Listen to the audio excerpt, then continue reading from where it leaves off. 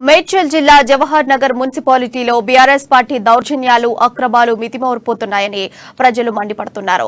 Jawahar Nagar revenue కార్యాలయం ఎదురుగానే ప్రధాన రహదారిని ఆనుకుని ఉన్న రోడ్డును అధికార పార్టీ నాయకులు కబ్జా చేసి అక్రమ నిర్మాణాలు చేపట్టారని ఆవేదన వ్యక్తం చేశారు.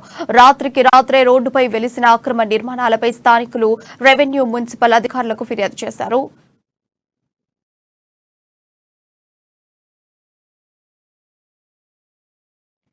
తమ ఫిర్యాదుపై అధికారులు ఎలాంటి చర్యలు తీసుకోకపోవడంపై వారు ఆగ్రహం వ్యక్తం చేస్తున్నారు.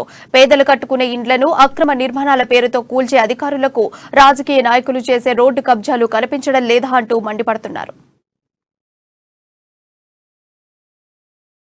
ఇక్కడ రోడ్ ఉంది. ఈ రోడ్ ఒకటి బ్లాక్ చేసిర్రు. ఇక్కడ మాకు నడవడానికి రోడ్డు లేదు. ఇక్కడ రోడ్డుకు నడవాలంటే అట్లా చుట్టూ తిరిగిపోరు అనేసి ఇక్కడ కట్టిర్రు, రూమ్ వేసిర్రు. రాత్రే రూమ్ వేసిర్రు.